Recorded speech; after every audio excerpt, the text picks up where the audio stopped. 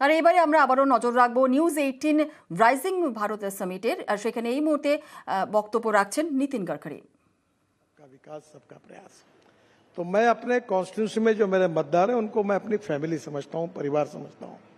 और 10 साल मैंने जो कुछ काम किया उससे मेरा नाम भी लोगों से परिचित हुआ है और मेरा काम भी परिचित हुआ है। और इसलिए मैंने कहा कि अब ये पोस्टर, बैनर और इसका प्रचार करने की आवश्यकता नहीं। दूसरा, मैं लोगों के साथ जुड़ा हूं, तो अब मुझे लोगों को किसी प्रकार का कोई उनको वोट के बदले में कुछ उनको सेवा देने की आवश्यकता नहीं है। मैं लोगों से मिलूंगा, लोगों के घर जाऊंगा, पदयात्रा निकालूंगा, जो बुजुर्ग लोग हैं उनका आशीर्वाद लूंगा जी, और हाउस टू हाउस और मैन टू मैन कैंपेन करूंगा। और मेरा विश्वास है कि मैं अच्छे मार्जिन से चुनाव जीतूंगा, ऐसा मेरा विश्वास है। इस बार 3 हैट्रिक लगनी है।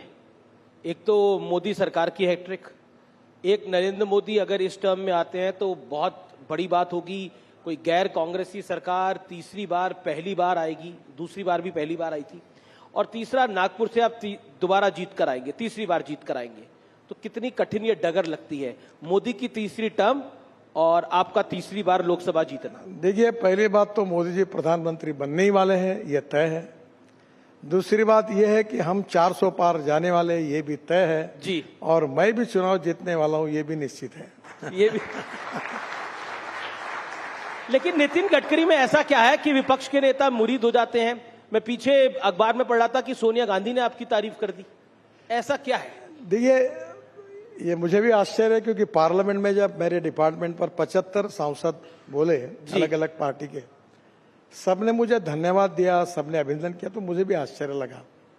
तो एक तो सीधी बात यह है कि जो कानूनी काम है, नियम के अनुसार है, वो सबका होना चाहिए, और गलत काम होगा तो अपने का भी नहीं होना चाहिए।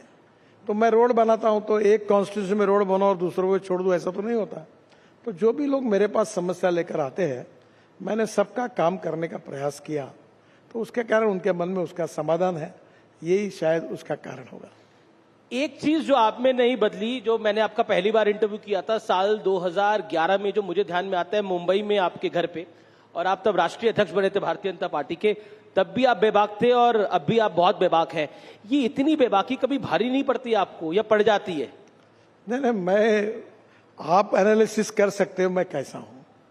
मैं जो सवाल पूछते हैं उसका नम्रतापूर्वक जो सही है वो जवाब देता हूं, और मुझे लगता है जो सच है वो बताता हूं। तो मुझे नहीं लगता कि इसमें कोई समस्या है। लेकिन विपक्ष कुछ ना कुछ निकालता रहता है। नहीं, एक बात ये होती है कि मैंने, और सोशल मीडिया ब्लॉगर्स भी कुछ लिखते रहते हैं। नहीं सर, कुछ लोग तो ऐसा है कि जो न बोला वो मुंह में डालकर उसको एक आदमी अपने मीडिया पे लिखता है, अपने साइट पर, और फिर दूसरे लोग उसको उठाकर लिखते हैं। तो सही में किसी ने जो बोला है उसके डिटेल में जाना चाहिए, देखना चाहिए, और फिर उसके ऊपर प्रतिक्रिया देनी चाहिए। एक सवाल जो मैं आपसे पूछना चाहता हूं कि आप बेबाक हैं तो प्रधानमंत्री के सामने भी बेबाक रहते हैं, गृह मंत्री अमित शाह के सामने भी बेबाक रहते हैं? नहीं, निश्चित रूप से जब बातचीत होती है तो नम्रतापूर्वक अपनी बात प्रधानमंत्री सबसे सुनते हैं,